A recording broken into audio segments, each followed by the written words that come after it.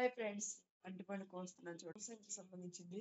ఇలా అరటిపండు తెచ్చుకోవాలి, మరి పచ్చి తెచ్చుకోకూడదు, మరి పాడైపోయిన తెచ్చుకోకూడదు. ఇలా ఉండాలి. ఇలా కోసుకోవాలి. చూడండి ఫ్రెండ్స్, తేనె తీసుకుంటున్నా. ఇది తేనె చాలా మంచిది, తెలుసు కదా మీకు. యాంటీబయాటిక్ అంటారు దీన్ని. ఇది తెలుసా అండి? పటికి వేడి వేడి చేస్తే అది అది ఎలా అవుద్దంటే వైట్ కలర్ లో వచ్చేస్తుంది. వైట్ వచ్చేస్తుంది. దాన్ని రోట్లో పెట్టుకుని, అది మళ్ళీ మాకు వీడియో పెడతాను మీకు. అది మెత్తగా కొట్టుకుని ఇట్లా చేసుకుని వేడిది చల్లారిపోతే గడ్డ కింద ఉంటుంది. ఆ గడ్డ మళ్ళీ నలగొట్టాలన్నమాట. అది ఇందులో వేసుకోవాలన్నమాట. తేనెలో పిండి తేనెలో వేసుకుని ఇలా కలుపుకుని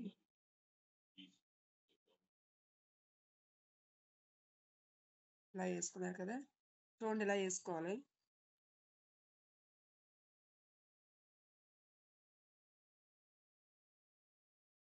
వేసుకుని తినాలన్నమాట. తింటే ఒక 2-3 రోజులు కొద్దిగా సెట్ అవుతుంది. 2-3 రోజులు అంటే కూడా కాదు, ఇంకా పడుతుంది. నేనైతే 4 రోజుల నుంచి వాడుతున్నా. దేవుడి దయ వల్ల చాలా మటుకు పర్లేదు. మరి ఎప్పుడు తగ్గుద్దో తెలియదు. చాలా పెయిన్ వస్తుంది, తెలుసా మీకు. నుంచోలేం, నిలబడలేం, కూర్చోలేం, పడుకోలేము. బాత్రూమ్కి వెళ్ళినప్పుడు నరకం చూస్తున్నా. మామూలు నరకం కాదు.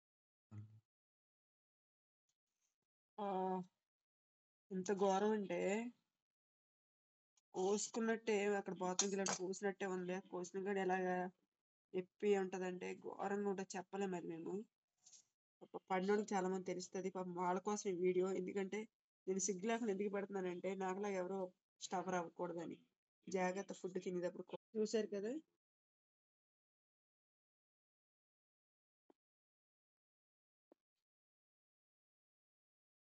నాకు దీని వల్ల ఏమో తెలీదు, తలపడ కూడా వచ్చేస్తుంది. అయినా సరే వాడుతున్నా.